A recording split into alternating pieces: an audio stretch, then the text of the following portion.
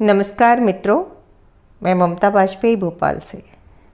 मेरी हरी भरी छत पर आपका स्वागत है। लीजिए, मैं फिर हाजिर हूँ नए वीडियो और नई जानकारी के साथ। आप देख रहे हैं इंडियन टेरेस गार्डनिंग आर्ट और साथ ही देख रहे हैं हवा में लहराता झूमता ये बेगम बहार का पौधा। बहुत बार ये रिक्वेस्ट आई कि आपका बेगम बहार बहुत अच्छे से खिल रहा है, तो इस पर एक वीडियो बनाइए। हाँ, सच में ये बहुत अच्छे से खिल रहा है, पर जब इस पर वीडियो बनाने की बात आई तो सच तो ये है कि मैं इस पौधे को इसी साल लाई हूँ और मेरे पास जब तक कोई एक्सपीरियंस नहीं होता साल 2 साल का, तब तक मैं पूरी गारंटी से कुछ भी कहना उचित नहीं समझती हूँ। तो मैंने खुद फिर इसके बारे में YouTube पर बहुत सारी जानकारी इकट्ठी की। मेरे यहाँ ये बहुत अच्छा खिल रहा है। उसका एक कारण ये भी है कि जब आप गार्डन लवर होते हैं तो फिर वो कोई सा भी पौधा हो, आपको पौधों से संबंधित थोड़ी बहुत जानकारी होती है और फिर आपको ज़्यादातर पौधे हैंडल करना आता है, क्योंकि कुछ चीज़ें बहुत कॉमन होती हैं, जैसे कि मिट्टी की क्वालिटी, और रही बात सनलाइट की और खाद वगैरह की, तो वो फिर हम पता कर लेते हैं कि सनलाइट वगैरह कितनी चाहिए। और जैसा कि मैंने सर्च की, मैंने बहुत खंगाला और पढ़ा इसके बारे में, तो मुझे पता चला कि ये सेमी शेडेड है प्लांट, मतलब इसको सनलाइट चाहिए। अगर विंटर सीजन है तो ये पूरे दिन की सनलाइट ये झेल जाएगा और बहुत हैप्पी रहेगा। लेकिन अगर गर्मियां हैं, अब जैसे कि मार्च चल रहा है और अप्रैल तक आते मई आते तक बहुत तेज़ गर्मियां हो जाएंगी, तो मई वाली गर्मी और जनवरी वाली ठंड, एक्सट्रीम वाली ठंड और एक्सट्रीम वाली गर्मी ये पौधा नहीं झेल पाएगा। और ऐसे ज़्यादातर पौधे ऐसे ही होते हैं कि जो ये एक्सट्रीम वाली गर्मी झेल नहीं पाते, और इसी के चलते हम फिर नेट लगाकर उनको थोड़ा सा शेड देने की कोशिश करते हैं। हालांकि हम कितना भी नेट लगा दें, हवाएं जो होती हैं, जो तापमान अधिक होता है, हवाओं के थपेड़े अपना असर दिखाते हैं और पौधे की सेहत गिरती है। अब कर लेते हैं मिट्टी की बात कि मुझे सर्च करने पर बाहर जानकारी के तौर पे क्या मिला और मैंने कैसी मिट्टी यूज़ की है। तो इसके लिए मुझे जानकारी मिली कि हमें मिट्टी वेल ड्रेन्ड रखना चाहिए। तो ये जो वेल ड्रेन की बात है, ये लगभग हर प्लांट में ऐसी मिट्टी चाहिए होती है। कोई भी पौधा हो, उसकी जड़ों को नीचे स्प्रेड करने के लिए वो सॉफ्ट मिट्टी चाहता है। सॉफ्ट मिट्टी होगी तो ज़्यादा अच्छा है। जो हमारी जो रूट बाउंड जैसी जो मिट्टी होती, चिकटा जो ब्लैक मिट्टी होती है, काली मिट्टी जिसे हम कहते हैं, वो तो कोई भी पौधा पसंद नहीं करता।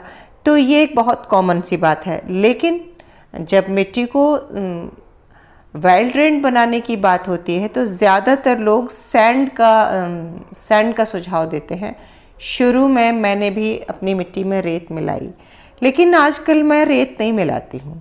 बस मैं क्या करती हूँ कि मैं जो ऑर्गेनिक मटेरियल है, सूखे पत्ते, गोबर की खाद, वर्मी कंपोस्ट, किचन कंपोस्ट, मान लीजिए कि मैंने वो अभी मिलाया और फिर एक सीजन की सब्जी हो गई तो वो मिट्टी भुरभुरी थी ही। नेक्स्ट सीजन मैंने फिर और सूखे पत्ते मिला दिए और किचन वेस्ट मिला दिया, थोड़ा सा कम खाद मिलाया पहले से। ऐसे में खाद बहुत ज़्यादा नहीं मिलाती, पर कुल मिला के साल दर साल सूखे पत्ते या ऑर्गेनिक मटेरियल, गार्डन का मटेरियल जब मिलता जाता है, और मेरे पास धान की भूसी भी अच्छे से अवेलेबल है, तो ये सब जब मैं मिला के मिट्टी बनाती हूँ तो धीरे धीरे करके मेरी मिट्टी का टेक्सचर अब बिल्कुल सॉफ्ट हो गया है। और मैं ये भी बताऊं कि सॉफ्ट मिट्टी के जो इतने सारे फ़ायदे होते हैं, एक नुकसान भी होता है जो मैं आपको अपने अनुभव से बताती हूँ कि जब सॉफ्ट मिट्टी जो होती है वो वेल ड्रेन होती है, मतलब पानी डाला आपने और जल्दी ही पानी नीचे चला जाता है और गमले के होल से ड्रेन आउट हो जाता है, तो वो पानी को बहुत देर तक होल्ड करके नहीं रखती। लेकिन जब भीषण गर्मी पड़ती है तब यही वेल ड्रेन मिट्टी करती क्या है कि पूरा पानी जल्दी से ही ड्रेन कर देती है। हमने सुबह पानी दिया और शाम होते होते तक पूरे पौधे लटक जाते हैं, मिट्टी ड्राई हो जाती है। तो ये इसका नुकसान है। वहीं जो काली चिकटा मिट्टी है अगर, तो वो पानी को होल्ड करके रखती है। तो इसीलिए जो आप अगर आप अर्बन गार्डनर हैं, किसी महानगर में हैं, बड़ी सिटी में हैं, और आप गर्मी में ऐसे ऑर्नामेंटल प्लांट लगा रहे हैं, तब आप उस मिट्टी में थोड़ा कोकोपीट मिला देंगे तो वो सॉफ्ट भी हो जाएगी, और कोकोपीट पानी को होल्ड करके रखता है। तो जब भी समर की मिट्टी तैयार की जाती है तो हमें उसमें ऐसा मटेरियल जरूर मिलाना चाहिए जो पानी को होल्ड करके रखे।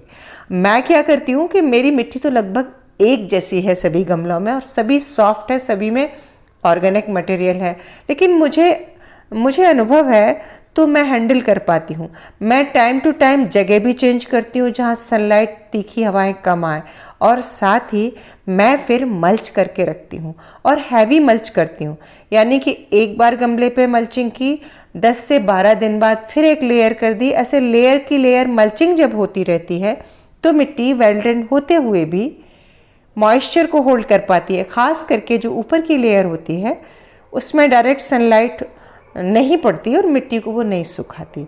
तो इसकी मिट्टी वेल ड्रेन चाहिए। खाद की बात कर लें तो मैंने इसमें केवल वर्मी कंपोस्ट मिलाया है। तो आपके पास गोबर का खाद हो या वर्मी कंपोस्ट हो, वो आप इसमें मिला सकते हैं। यदि आप केमिकल यूज करते हैं तो मैं आपको बता रही हूँ, आप NPK मिलाइए, तो इसका स्टेम भी वगैरह मजबूत हो जाएगा और इसकी फ्लावरिंग भी बहुत अच्छी होगी। मैं इसे नर्सरी से लाई थी, मैंने 8 दिन इसे रिपोर्ट नहीं किया, और रिपोर्ट करने के बाद मैंने इसमें बहुत हेल्दी मिट्टी मिलाई, और उसमें वर्मी कंपोस्ट था, किचन कंपोस्ट था, बिल्कुल भुरभुरी मिट्टी थी। तो इसने एकदम से ग्रोथ ले ली। जब ख़रीदा था तब भी पौधा हेल्दी था, स्वस्थ था, लेकिन उसको मिट्टी अच्छी मिली। और मैंने ऐसी जगह पर रखा है जहाँ इसके बैक में एक दीवार है, तो सुबह की सनलाइट इसे मिलती है, फिर दोपहर के बाद की लाइट नहीं आती। तो अब ये मैं अपने अनुभव से ही सीख गई। मैंने YouTube पर जानकारी तो बाद में ली, लेकिन ये मुझे पहले ही समझ में आ गया कि ये कहाँ खुश है। करते करते हम बहुत कुछ तो खुद ही सीख जाते हैं। और जहाँ तक पेस्ट अटैक की बात है, तो अभी ये मेरे पास 3 महीने से ही मेरे पास ये पौधा है। अब जब तक मैं साल भर नहीं रख लेती तब तक मैं ये नहीं बता सकती कि इसमें कौन से रोग लगते हैं और क्या क्या बीमारियां लगती हैं।